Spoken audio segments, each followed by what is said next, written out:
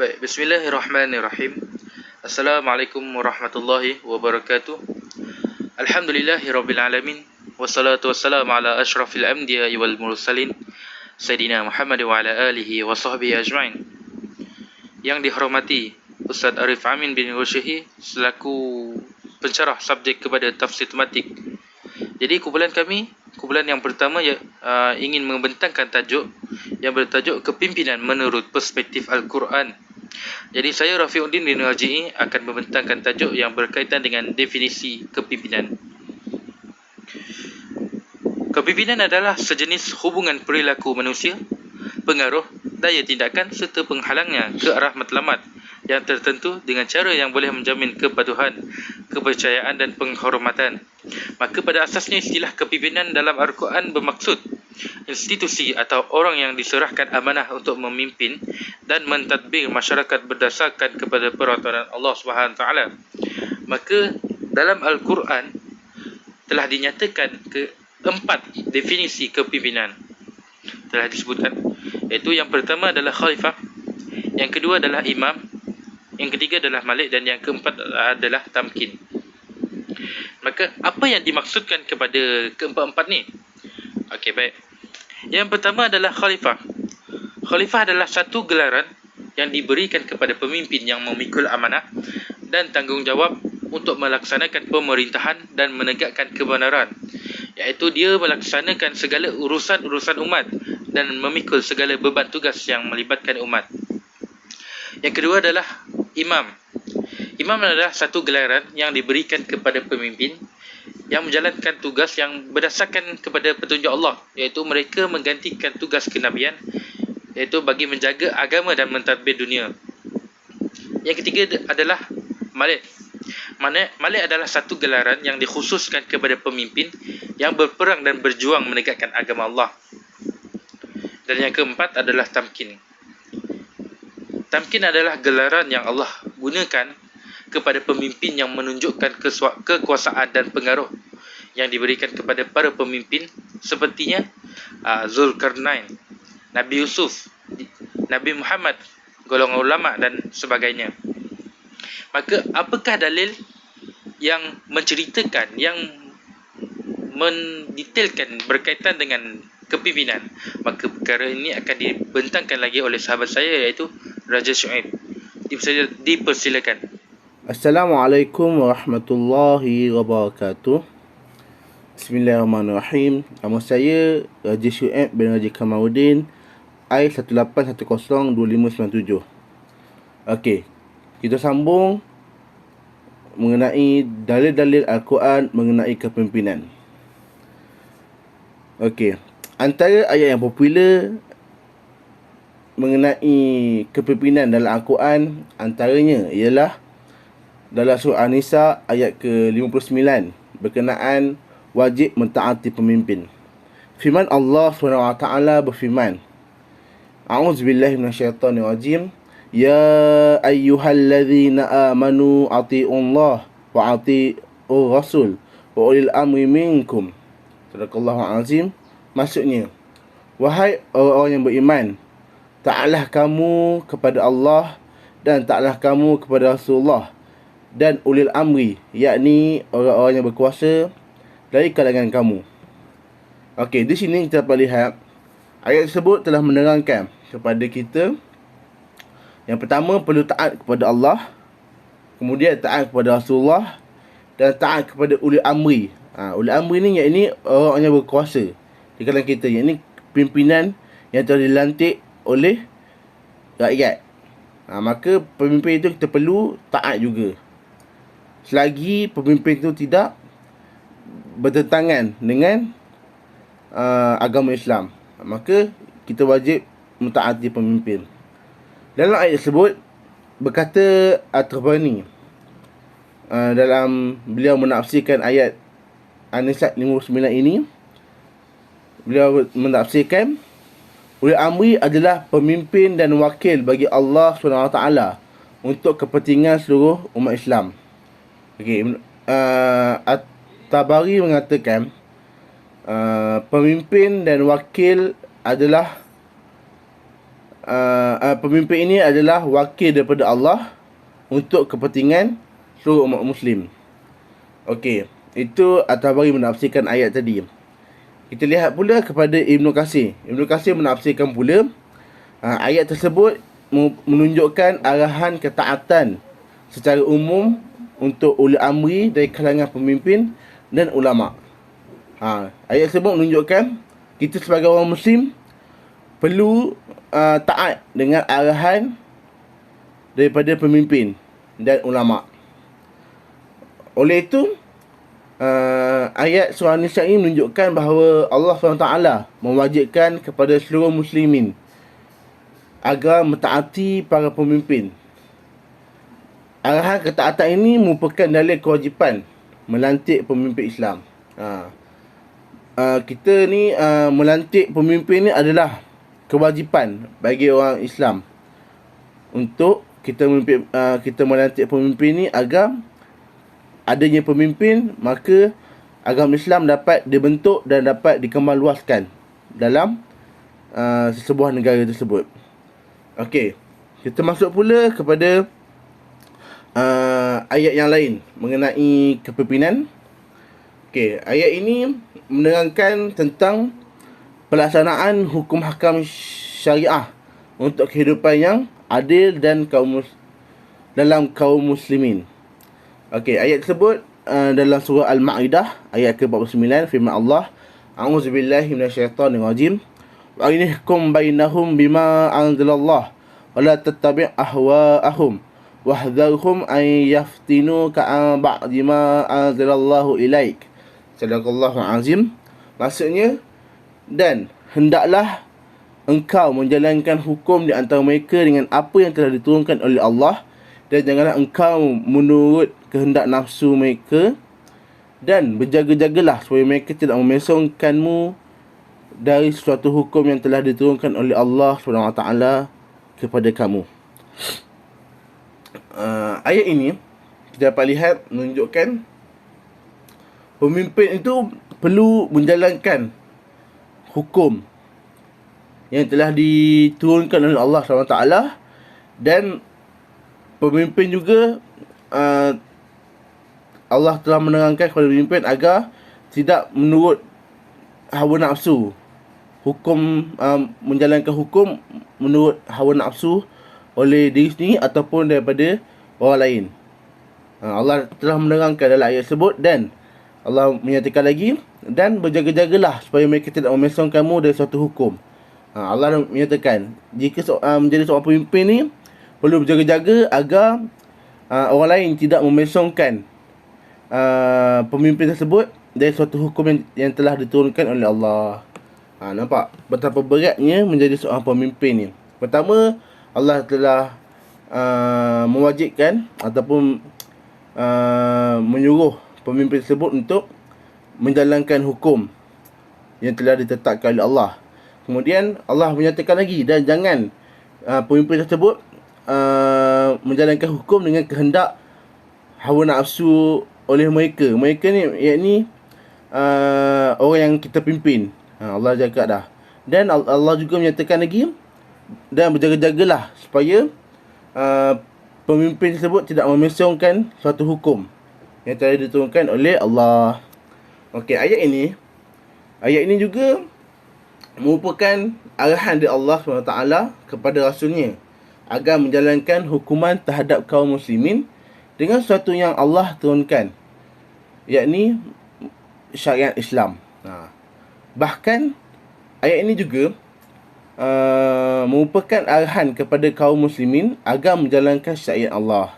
Namun syariat Allah ini tidak akan tertegak melainkan dengan kepimpinan Islam.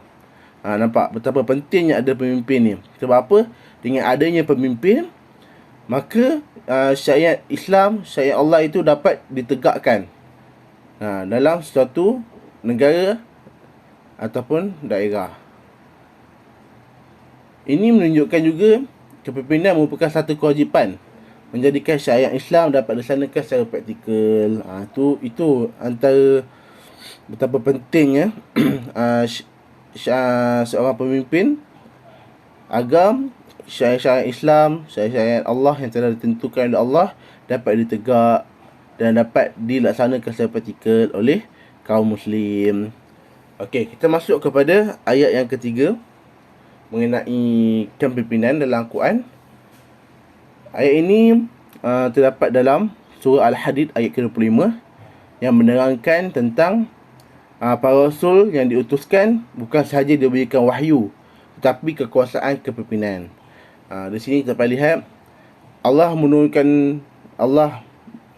melantik rasul ataupun nabi bukan hanya untuk diberikan wahyu tetapi kekuasaan kepimpinan tu. Nampak, lihat betapa hebatnya Nabi kita Nabi Muhammad sallallahu alaihi wasallam memimpin umat Islam pada zaman beliau, pada zaman Nabi. Macam mana Nabi menegakkan agama Islam tu, memimpin orang-orang muslim agar mereka menjalankan syariat Allah, percaya bahawa Allah itu Tuhan kita. Nampak betapa hebatnya Nabi tu. Bukan hanya Nabi tu diturunkan bukan hanya untuk wahyu sahaja, tetapi untuk kekuasaan kepimpinan tu. Nampak macam mana pihak orang Madinah boleh percaya Nabi untuk menjadi pemimpin. Nampak, itu sifat-sifat kepimpinan yang perlu kita praktikkan dalam diri kita. Okey, kita masuk pada surah Al-Hadid ayat ke-25. A'udzubillahi minasyaitonirrajim. Laqad arsalna rusulana bil bayyinat wa anzalna ma'ahumul kitab wal mizan liyaquman nas bil qist wa anzalna al hadida fihi ba'sun syadidun wa manafi'u lin nas wa lamallahu man yansuruhu wa rasuluhu bil ghaib innallaha qawiyyun aziz. Subhanallahu azim. Maksudnya, demi sesungguhnya kami telah mengutuskan rasul-rasul kami dengan membawa bukti-bukti dan mukjizat yang telah nyata, dan kami telah menurunkan bersama-sama mereka kitab suci dan keterangan yang menjadi neraca keadilan supaya manusia dapat menjalankan keadilan, dan kami telah menciptakan besi dengan keadaannya mengandung kekuatan dan handal serta berbagai faedah lagi bagi manusia. Dijadikan besi dengan keadaan yang sedemikian supaya manusia menggunakan faedah-faedah itu dalam kehidupan mereka sehari-hari, dan supaya ternyata pengetahuan Allah SWT telah tentang orang yang menggunakan kekuatan handalnya itu untuk menegak dan mempertahankan agama Allah serta menolong rasul-rasulnya, padahal balasan baiknya tidak kelihatan, yakni kepadanya. Sesungguhnya Allah Maha Kuat lagi Maha Kuasa. Okey, kita dapat ayat di sini. Allah menjelaskan bahawa tugas para rasul adalah menegakkan keadilan di kalangan manusia berdasarkan wahyu. Menegakkan keadilan ini tidak dapat tercapai melainkan kekuatan politik dan keselamatan. Oleh itu, kepimpinan Islam sangat perlu bagi mempraktikkan ajaran Islam yang adil. Nampak? Ayat tersebut telah menyatakan peranan Rasul ini adalah untuk menegakkan keadilan di kalangan manusia. Nampak? Tapi untuk menegakkan keadilan itu tidak dapat dicapai melainkan kekuatan politik dan keselamatan. Maksudnya politik keselamatan ini menunjukkan kepada kepimpinan. Bagaimana maksud itu mempraktikkan kepimpinan untuk menegakkan keadilan kepada kaum muslimin. Tengok macam mana Nabi Muhammad SAW dapat menjadi pemimpin dalam masa yang sama, dapat juga menjadi seorang imam, seorang suami, jadi seorang Nabi kepada Allah SWT. Betapa hebatnya Nabi Muhammad SAW itu. Oleh itu, sebab itulah kepimpinan ini sangat perlu kepada agama Islam ni. Dengan adanya kepimpinan itu, maka dapatlah ditegakkan agama Islam tu, dapat ditegakkan syariat-syariat Islam itu. Itu saja daripada saya. Kita sama kepada pembantang yang lain. Assalamualaikum warahmatullahi wabarakatuh. Bismillahirrahmanirrahim. Alhamdulillahirabbil alamin wassalatu wassalamu sayyidina Muhammad wa ala alihi wa sahbihi ajma'in. InsyaAllah saya Muhammad Nur Izzat bin Muaz I181-02818 akan membentangkan ciri-ciri kepimpinan menurut Al-Quran. Ciri-ciri kepimpinan yang pertama saya ambil iaitu Muslim. Allah Subhanahu wa taala telah berfirman dalam surah Al-Maidah dari ayat 51 dan 52, kira-kira bermaksud, hai orang-orang yang beriman, janganlah kamu mengambil orang-orang Yahudi dan Nasrani menjadi pemimpin kamu. Sebahagian mereka adalah pemimpin bagi sebahagian yang lain. Barang siapa di antara kamu mengambil mereka menjadi pemimpin, maka sesungguhnya orang itu termasuk golongan mereka. Sesungguhnya Allah tidak memberi petunjuk kepada orang-orang yang zalim. Maka kamu akan melihat orang-orang yang ada penyakit dalam hatinya, iaitu orang munafik, bersegera mendekati mereka, Yahudi dan Nasrani, seraya berkata, kami takut akan mendapat bencana. Mudah-mudahan Allah akan mendatangkan kemenangan kepada Rasulnya atau sesuatu keputusan dari sisinya. Maka kerana itu mereka menjadi menyesal terhadap apa yang mereka rahsiakan dalam diri mereka. Surah Al-Maidah ayat 51 dan 52. Ayat tersebut telah menjelaskan kerjasama dalam gerakan Islam dengan orang kafir di atas dasar politik akan menjauhkan lagi orang-orang Islam daripada mereka. Ini kerana Islam mengharamkan sebarang jenis ketaatan, iaitu walak kepada ahli kitab yang mempunyai akidah yang hampir sama dengan Islam. Apatah lagi walak kepada orang-orang kafir yang akidah mereka langsung tidak mempunyai persamaan dengan akidah Islam. Daripada ayat ini jelas bahawa mengatakan bahawa Muslim, iaitu orang Islam, adalah salah satu ciri-ciri kepimpinan yang mesti ada kepada pemimpin. Yang kedua ialah adil. Seseorang pemimpin mestilah tidak fasik, seperti tidak meninggalkan solat, beramal dengan segala amalan yang diketahui selagi mana amalan tersebut tidak menyalahi kata-kata dan perbuatan, serta tidak menyalahi landasan Islam. Allah Subhanahu wa taala telah kata dalam surah An-Nahl ayat 90 yang kira-kira bermaksud, sesungguhnya Allah memerintahkan kamu berlaku adil dan berbuat kebajikan, memberi kepada kaum kerabat, dan Allah melarang perbuatan keji, kemungkaran dan pemusnahan. Dia memberimu pengajaran agar kamu dapat mengambil pelajaran. Yang ketiga ialah amanah. Nabi Muhammad SAW sebelum diangkat menjadi Rasul telah menunjukkan akhlak pribadinya yang dilakui oleh masyarakat Quraisy. Masyarakat Quraisy sendiri mengakui tentang kepribadian Nabi Muhammad SAW ini. Beliau dikenal dengan gelaran Al-Amin, iaitu terpercaya. Oleh kerana itu, ketika terjadi peristiwa di antara kepimpinan Arab Quraisy mengenai siapa yang akan meletakkan kembali batu Hajaratul Aswad setelah terbentuk semulanya Kaabah, mereka dengan senang hati menerima Nabi Muhammad SAW, iaitu sebagai penentu. Padahal waktu itu Nabi Muhammad SAW belum menjadi pemimpin lagi. Dari sini kita dapat lihat bahawa amanah ialah salah satu ciri kepimpinan yang wajib mesti ada kepada seorang pemimpin. Yang keempat iaitu berilmu.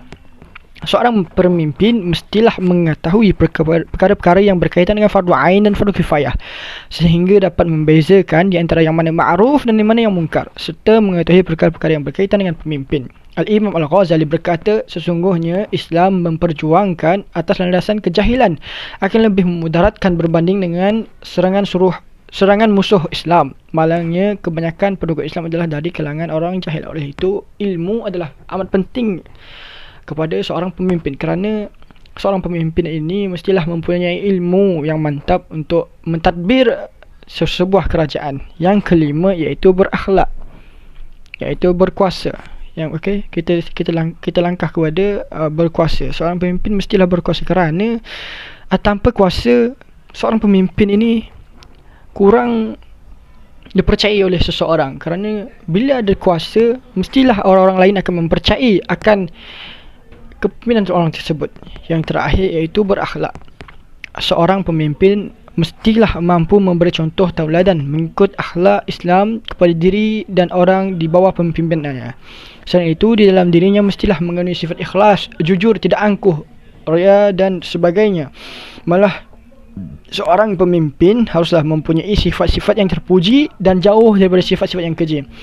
Allah Subhanahu wa taala telah berfirman dalam surah Al-Ahzab ayat 21, kira bermaksud, sesungguhnya telah ada diri Rasulullah, iaitu suri teladan yang baik bagimu, bagi orang-orang yang mengharapkan rahmat Allah dan kedatangan hari kiamat, dan dia banyak menyebut Allah. Surah Al-Ahzab ayat 21. Iaitu akhlak ini kita dapat tahu amatlah penting, bukan sahaja terhadap pemimpin, akan tetapi kita sendiri mestilah berakhlak mulia. Oleh itu, Saya rasa itu sahaja pembentangan saya pada hari ini. InsyaAllah saya akan serahkan pembentangan seterusnya kepada rakan saya. Assalamualaikum warahmatullahi wabarakatuh. Nama Muhammad Hafiz bin Zulkifli, nombor matrik I181022769. Saya akan meneruskan pembentangan dengan tajuk Rasulullah sebagai pemimpin ideal dan perbezaan di antara kepimpinan Islam dan kepimpinan Barat. Rasulullah SAW ialah pemimpin yang ideal, yang mana contoh dan tauladan bagi setiap umatnya termasuk para pemimpin, kerana dalam diri baginda hanya kebaikan yang ditunjukkan untuk panduan umatnya pada masa kini. Sejajar dengan firman Allah Subhanahu Wa Taala dalam surah Al-Ahzab ayat 21 yang bermaksud, sesungguhnya adalah bagi kamu pada diri Rasulullah itu contoh ikutan yang baik, iaitu bagi orang yang sentiasa mengharapkan keredaan Allah dan balasan baik hari kiamat, serta ia pula menyebut dan mengingati Allah banyak-banyak dalam masa susah dan senang. Baginda mempunyai 4 sifat terpuji yang teras kepribadian dalam menjalankan tanggungjawab sebagai pemimpin. Yang pertama adalah siddiq. Siddiq adalah yang bermaksud benar dalam tutur kata dan tingkah laku. Sifat siddiq adalah wajib ada pada diri Rasulullah dan menjadi sifat yang mutlak, iaitu bersifat dalam kesemua perkara, sama ada dalam percakapan, perbuatan maupun hati. Yang kedua adalah amanah. Amanah ialah sifat amanah Rasulullah yang lengkap dengan kesempurnaan, yang merupakan menjadi penyumbang terbesar kepada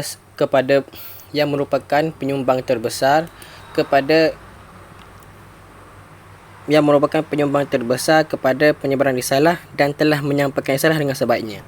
Yang ketiga adalah tabligh. Tabligh itu menyampaikan wahyu tanpa disembunyikan walau menghadapi kezaliman dan kekejaman.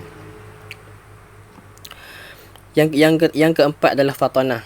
Sifat cerdas, pintar dan bijaksana, iaitu setiap rasul yang dipilih wajib bersifat fatanah dalam memahami ajaran Allah SWT. Allah menganugerahkan kekuatan ingatan dan ketajaman akal kepada para rasul sehingga tiada siapa yang mampu untuk menandingi baginda. Ciri-ciri kepimpinan Rasulullah sallallahu alaihi wasallam. Yang pertama adalah adil. Rasulullah sallallahu alaihi wasallam buktinya apabila baginda menyelesaikan pertikaian mengenai peletakan Hajarul Aswad, membela atau menghapuskan diskriminasi terhadap kaum wanita, termasuk penghapusan amalan membunuh bayi perempuan, memperkenalkan sistem ekonomi yang mana untuk menghapuskan segala bentuk penindasan, dan yang terakhir menghapus semangat asabiah dan amalan diskriminasi antara kabilah-kabilah Arab. Seterusnya dalam aspek berani, Rasulullah SAW adalah seorang yang berani dalam mengetahui setiap ekspedisi peperangan, umpamanya dalam perang Badar, perang Uhud, perang Khandaq dan perang Tabuk. Rasulullah SAW juga telah menanamkan semangat jihad dalam kalangan pejuang Islam meskipun mempunyai bilangan tentera yang sedikit berbanding dengan musuh. Contohnya dapat dilihat ketika perang Badar dan perang Khandaq. Yang ketiga itu bijak. Rasulullah SAW adalah seorang pemimpin yang bijak merancangkan strategi peperangan bagi mengatasi ancaman musuh. Contohnya menggunakan taktik menguasai tempat strategik dalam perang Badar dan strategi bertahan dalam perang Khandaq. Seterusnya berpandangan jauh. Rasulullah SAW adalah berpandangan jauh, yang mana ia menerima syarat-syarat yang terkandung dalam perjanjian Hudaibiyah, bersetuju dengan menghantar semula orang-orang Mekah berhijrah tanpa kebenaran wali mereka. Tindakan tersebut merupakan strategi dakwah baginda. Seterusnya ialah mahir berpolitik, yang mana dapat dilihat ketika baginda merencanakan proses hijrah, dimulai dengan memeterai perjanjian Aqabah 1 dan 2 bagi menanam benih Islam di Madinah agar memudahkan baginda berhijrah kelak, iaitu baginda menggubal piagam Madinah bersumberkan wahyu dan norma-norma masyarakat yang tidak bertentangan dengan syarak. Seterusnya, cekal, gigih dan sabar.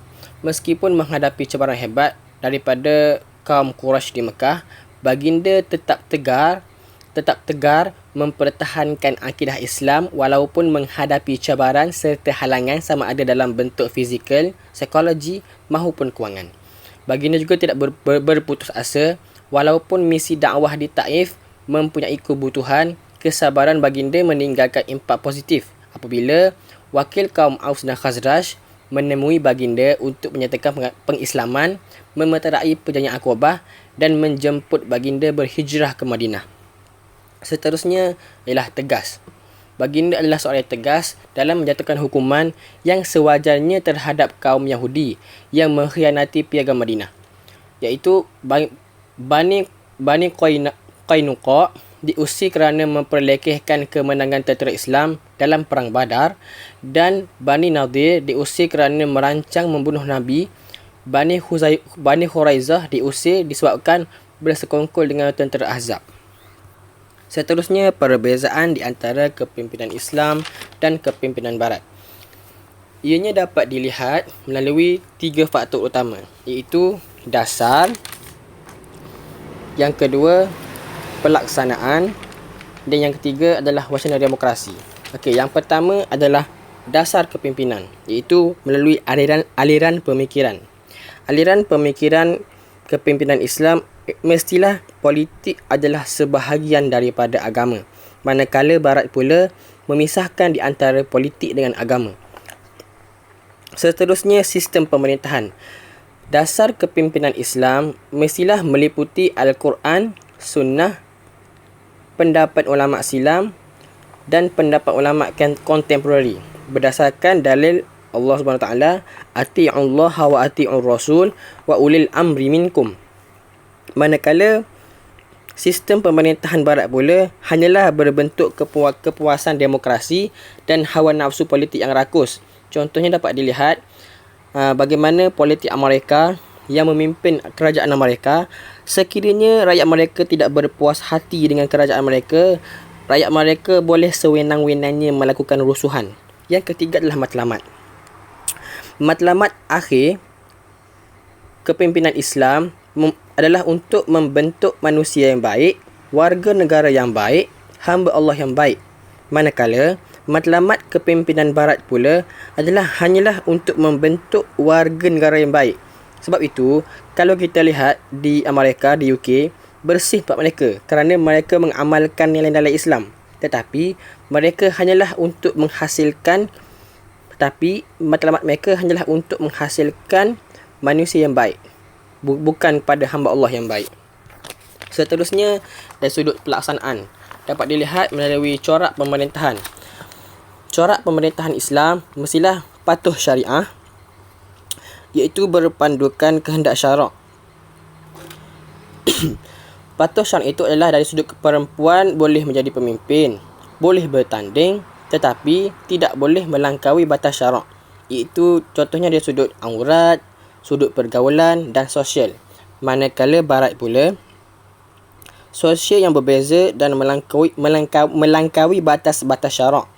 Kerana undang-undang itu adalah dicipta oleh manusia untuk selamatkan mereka sahaja. Dan undang-undang negara Islam, iaitu undang-undang negara Islam termaktub dalam Al-Quran, Sunnah dan tidak berat sebelah terhadap yang memimpin dan juga yang dipimpin. Manakala pelaksanaan undang-undang dalam negara Barat, undang-undang ciptaan manusia ada kekurangan. Undang-undang dicipta untuk selamatkan antara mereka. Contohnya, pelaksanaan undang-undang dalam Islam mengharamkan arak, zina dan riba dan perkara-perkara yang ikut benda itu juga. Hal ini dapat lihat melalui kaedah usul fiqh saddu zara'i, iaitu menutup ruang kerosakan. Apabila kerajaan Islam nak mengharamkan zina, maka ia turut mengharamkan kilang zina. Apabila ia hendak mengharamkan arak, maka ia juga turut mengharamkan arak. Apabila ia hendak mengharamkan zina, maka ia turut menutup tempat-tempat pelacuran. Berbeza pula dengan negara Barat. mereka tetap membuka, tetapi cara mereka adalah mengurangkan, iaitu sekiranya kalau kilang arak, tak tutup kilang arak, tapi ia lebih kepada menghadkan umur yang boleh membeli dan minum kilang, yang boleh membeli dan meminum arak tersebut. Seterusnya, dari sudut tata kelola pentadbiran, kerajaan Islam mestilah mengangkat keadilan manusia dan roh keagamaan ke puncak yang tinggi. Manakala tata kelola pentadbiran kepimpinan barat pula adalah menunjukkan keadaan dan kemanusiaan kecuali roh. Hal ini dapat lihat melalui dalil Allah Ta'ala surah An-Nahlu, Innallaha ya'muru bil adli wal ihsan wa ita'i dzil qurba wa yanha 'anil fahsya'i wal munkari wal baghi ya'izukum la'allakum tazakkarun. Sesungguhnya Allah menyuruh berlaku adil dan berbuat baik serta memberi bantuan kaum kerabat untuk melarang daripada melakukan perbuatan yang keji dan mungkar serta kezaliman. Ia mengajar kamu dengan suruhan dan larangannya ini supaya kamu mengambil peringatan untuk mematuhinya. Manakala dalil bagi ruh keagamaan pula dapat dilihat dalam surah Al-Hajj ayat 41, alladzina immakkannahum fil ardi aqamus salata wa atuz zakata wa amaru bil ma'rufi wa nahawna 'anil munkari walillahi 'aqibatul umur, iaitu mereka umat Islam yang jika kamu berikan mereka kekuasaan pemerintah di bumi, nescaya mereka mendirikan sembahyang serta memberi zakat, dan mereka menyuruh berbuat kebaikan serta melarang dari melakukan kejahatan dan perkara-perkara yang mungkar. Dan ingatlah, bagi Allah jualah kesudahan segala sesuatu. Seterusnya, kita teruskan yang terakhir pada bentuk wacana demokrasi. Bagi kepimpinan Islam, demokrasi itu adalah benar demokrasi dari sudut membenarkan demokrasi, dari sudut masalah musalah. Yang dimaksudkan demokrasi ialah matlamat akhir mestilah maslahah, iaitu kebaikan. Kerana Ibnu Al-Qayyim pernah menyebut dalam kitab I'lam Al-Muwaqqi'in, sesungguhnya syariah binaan maslahah untuk kebaikan hamba dunia dan akhirat mestilah keseluruhannya adil, keseluruhannya rahmat, keseluruhannya kebaikan, dan keseluruhannya hikmah. Wacana demokrasi kerajaan Islam mestilah matlamat akhirnya kebaikan untuk hamba dunia dan akhirat, iaitu pemimpin mestilah menghormati rakyat dan begitu juga rakyat menghormati pemimpin. Dalam kaedah fiqh menyebut, polisi pemerintahan mestilah mendatangi untuk maslahah, iaitu kebaikan kepada rakyat. Tasarruful imam ala ra'iyati, contohnya sistem ekonomi Islam. Yang ketiga, ruang bersuara dan memberi dan berpendapat mesti berteraskan kepada ilmu dan akhlak. Firman Allah Ta'ala, wa qulu linnasi husna. Namun berbeza pula dengan wacana demokrasi dari sudut kepimpinan barat, yang mana ianya melangkaui kepimpinan Islam. Matlamat akhir mereka hanyalah tiada pertimbangan antara kebaikan dan keburukan. Mereka hanya mengikut hawa nafsu semata-mata untuk mencapai matlamat akhir mereka. Kepimpinan matlamat yang maksudnya wacana demokrasi dari sudut kepimpinan barat ini, matlamat yang tiada pertimbangan antara kebaikan dan keburukan. Yang ketiga, mampu menggulingkan pemerintahan sesuka hati. Seperti dapat lihat, sekiranya rakyat tidak berpuas hati dengan sesuatu kerajaan, maka kerajaan bukan Islam, itu pemerintahan barat ini, boleh menggulingkan pemerintah mereka sesuka hati sekiranya mereka tidak suka kepada pemerintah mereka. Hikmah di sini ialah untuk pemerintahan Islam, sekiranya rakyat tidak berpuas hati dengan pemerintahan yang diperintah oleh pemerintah Islam, maka rakyat haruslah menggunakan perkataan-perkataan yang baik. Maksudnya, okey itu. Barat boleh memimpin, iaitu Barat sendiri mempunyai demokrasi. Walaupun kerajaan zalim, walaupun pemimpin zalim, Islam mengajar supaya bercakap baik dan berhikmah. Dalilnya hadis riwayat Al-Bukhari daripada Ibn Abbas, "Lau qala li Fir'aun barakallahu fik, qultu wa fik." Sekiranya Fir'aun kata kepadaku barakallahu fik, dan dia akan berkata dan kepadamu juga.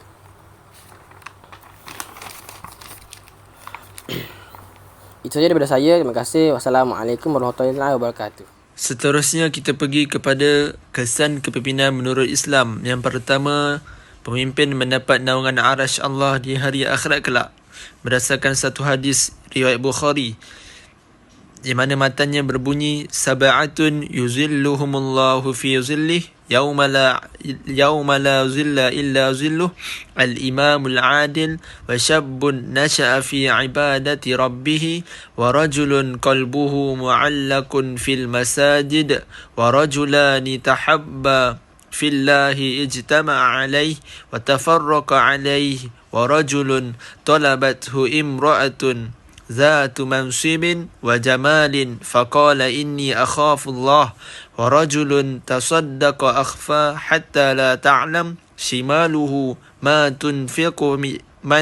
تنفق يمينه, ورجل ذكر الله خاليا ففادت عيناه.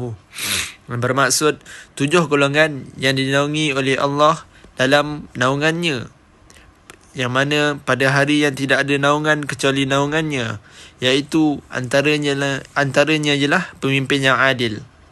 Yang kedua, segala urusan akan mendapat petunjuk dan pertolongan Allah berdasarkan satu dalil, وَمَنْ يَتَوَلَّ اللَّهَ وَرَسُولَهُ وَالَّذِينَ آمَنُوا فَإِنَّ حِزْبَ اللَّهِ هُمُ الْغَالِبُونَ, yang bermaksud, dan sesiapa yang menjadikan Allah, Rasulnya dan orang-orang yang beriman sebagai penolongnya, maka sesungguhnya pengikut agama Allah itulah orang-orang yang menang. Dan yang ketiga ialah menegakkan agama Allah.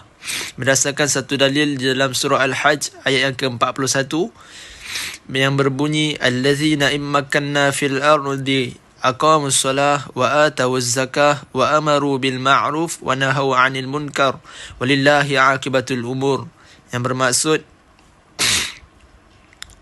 iaitu mereka satu kelompok orang Islam yang jika kami berikan mereka kekuasaan memerintah di bumi ini, nescaya mereka akan mendirikan solat serta membayar zakat dan menyuruh berbuat kebaikan serta melarang dari melakukan kejahatan dan perkara mungkar. Dan ingatlah, bagi Allah jualah kesudahan segala urusan.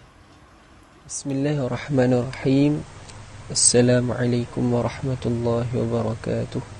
Alhamdulillah wassalatu wassalamu ala asyrafil anbiya wal mursalin wa ala alihi washabihi ajma'in. Nama saya Saiful Ihsan bin Muhammad Nasir, nombor matrik I181-02829. Okey, insyaAllah saya akan sambung dengan pembentangan yang seterusnya, iaitu isu semasa kepimpinan. Seperti yang kita tahu, dalam kepimpinan ni banyak carta organisasi dia banyak, daripada Perdana Menteri turunlah sampailah orang yang paling bawah. Okey, pada hari ini saya akan menekankan tentang kepimpinan dalam pendidikan. Seperti yang kita tahu, kita pun dalam duk belajar lagi, eloklah saya nyatakan isu-isu kepimpinan dalam pendidikan. Okey, macam kita tahu, KPM ataupun Kementerian Pendidikan Malaysia berusaha keras ataupun berusaha sehabis baik untuk memertabatkan sektor pendidikan di negara kita ni. Okey, terdapat juga pelbagai isu kepimpinan yang kurang berkesan lah ditangani oleh peringkat kebangsaan, iaitu bahagian KPM sendiri. kerana tanggungjawab yang dipikul tu di atas bahu para pemimpin oleh ketua sesebuah institusi pendidikan. So saya akan nyatakan antara isu-isu yang dilaporkan, yang diwartakan kepada KPM, yang paling penting lah.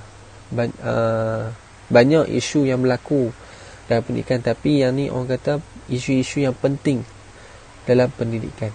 Okey, yang pertama ialah, kita tengok slide. Okey, keselamatan. Okey, masalah keselamatan pelajar sekolah ataupun universiti ataupun di pusat pendidikan semakin hari semakin berleluasa. Contohnya kes cabul, kes bunuh dan ragut, yang mana perkara ni ataupun isu ini yang membimbangkan kepada ibu bapa itu sendiri serta guru-guru. So soal ini mesti ditangani dengan segera, ataupun langkah-langkah, kita boleh tengok langkah-langkah yang dibuat oleh pihak kerajaan itu sendiri, seperti mana buat jambatan depan sekolah supaya apabila pelajar melintas jalan tidak dilanggar oleh kereta dan sebagainya, laluan penjalan kaki untuk student untuk pergi ke sekolah ataupun pusat pendidikan atau universiti di USAS sendiri pun ada di laluannya. Okay, hak tu langkah-langkah yang dibuat oleh kerajaan untuk menangani masalah ataupun isu ini. Okey. Tenaga pengajar diugut oleh ibu bapa. Okey, berlaku juga kes-kes guru yang diugut ataupun pensyarah diugut. Kita pernah dengar oleh ibu bapa pelajar yang tidak puas hati dengan cara anak mereka dilayan. Okey, kita kalau dahulu rotan merupakan satu cara kan untuk mendidik pelajar. Tapi sekarang ni rotan tu merupakan satu jalan untuk guru disaman. Kita pernah dengar dalam berita kan, guru disaman, dalam media sosial pun diwartakan guru itu merotan anak muridnya sehingga ibu bapa menyerang guru tersebut. Ini merupakan salah satu cabaran utama kepada pemimpin sekolah itu sendiri ataupun universiti itu ketika ingin mendidik generasi muda pada masa akan datang. Masa hadapan mereka cerah. Okey, hak ni langkah isu-isu juga yang berlaku. Hak ni yang melibatkan kepada para pendidik lah. Okey, hak ni apa yang dilaporkan kepada mereka merupakan tangani dengan segera. Okey. Seterusnya ialah poin yang kedua ialah penyelewengan dalam pembangunan infrastruktur pendidikan. Okey, kita seperti yang tahu, perkara ni telah berlaku agak lama. Isu-isu seperti keruntuhan seperti keretakan bangunan sekolah, apa lagi? Keruntuhan atap. Kita pernah dengar dalam berita ada sampai kipas angin pun jatuh dalam kelas. Okey, dan sebagainya lah. Jelas menunjukkan bahawa berlaku penyelewengan dalam pembangunan infrastruktur. Okey, para kontraktor tu sepatutnya buat lebih baik, ataupun sekiranya benda tu telah lama, kita tak boleh buat apa lah kan. Tapi kalau benda tu baru, pihak yang bertanggungjawab mesti kena buat. Okey, yang seterusnya ialah melibatkan nyawa para penuntut dan staf-staf di pusat pengajar tersebut. Okey, seperti yang kita tahu, sekiranya berlaku perkara yang tidak diingini di pusat pendidikan itu, mana taknya ataupun mesti dia akan melibatkan para guru, para pendidik, para staf-staf yang berada di pusat pendidikan itu. Okay, so kita kena buat elok-elok lah. Jangan kontraktor tu jangan buat benda yang akan merosakkan ataupun mempercepatkan kerosakan sesuatu pembangunan. Kita kena jaga benda ni. Okey. Poin yang seterusnya ialah isu-isu disiplin. Okey, disiplin ni saya nyatakan ada 3 poin. Yang pertama ialah perselisihan faham antara tenaga pengajar dalam melaksanakan aktiviti lah. Selalunya guru-guru apabila membuat aktiviti, mereka akan berbincang. Contohnya mereka buat aktiviti, contohnya senam robik setiap hari Rabu macam Ustaz buat sendiri. Okey, aktiviti ini mereka akan berbincang dalam bilik mesyuarat. Dan antara pensyarah ataupun guru akan berbincang, dan apabila mereka tidak bersetuju antara satu sama lain, ini akan berlaku saling menuding jari ataupun tidak bersokong, tidak bersepakat antara satu sama lain. So masalah disiplin ni akan timbul. Faham kan? Okey, yang kedua ialah masalah peribadi dibawa ke tempat pengajian. Okey, hak ni disiplin juga. Kita sepatutnya sebagai pelajar ataupun pengajar yang ingin menuntut ilmu, ingin melontarkan ilmu, kalau pengajar lah, kita mestilah jangan membawa urusan peribadi masuk ke dalam kelas, masuk dalam bilik kuliah. Kerana apa? Ini akan mengganggu-gugatkan keselesaan pelajar itu sendiri. Mana taknya duk mengajar elok, murid itu tertidur, dia marahlah sampai budak tu takut ataupun perasaan yang tidak selesa di dalam kelas. So para pelajar pun tidak boleh membawa isu-isu peribadi masuk ke dalam bilik kuliah ataupun semasa belajar. Ini akan mengganggu fokus. Fokus kita akan hilang. Sebab apa? Kita bawa unsur-unsur lain di dalam kepala kita. Okey, seterusnya ialah tanggungjawab yang dipikul oleh tenaga pengajar. Okey, disiplin pengajar bertanggungjawab untuk menjaga orang yang bawahan ataupun para pelajar. Mesti dipikul dengan tanggungjawab yang benar. Apabila salah, tegur. Apabila ini tidak betul dan betulkanlah. Jangan biarkan. Kerana apa? Disiplin seorang pengajar mesti baik, kerana para pendidik ataupun pelajar akan melihat para pengajar itu sendiri, tentang akhlaknya, tentang kepribadiannya, tentang pakaiannya. Semua pelajar akan melihat. So di sini pengajar mestilah berdisiplin dalam menimba ilmu. Sebab itulah kalau dalam ulama-ulama terdahulu, mereka kalau nak mengaji sesuatu ilmu, mereka mengaji akhlak dulu. Kerana apa? Akhlak ni lah akan membawa mereka ke jalan yang baik. Okey. Poin yang seterusnya ialah tanggungjawab. Isu-isu tanggungjawab.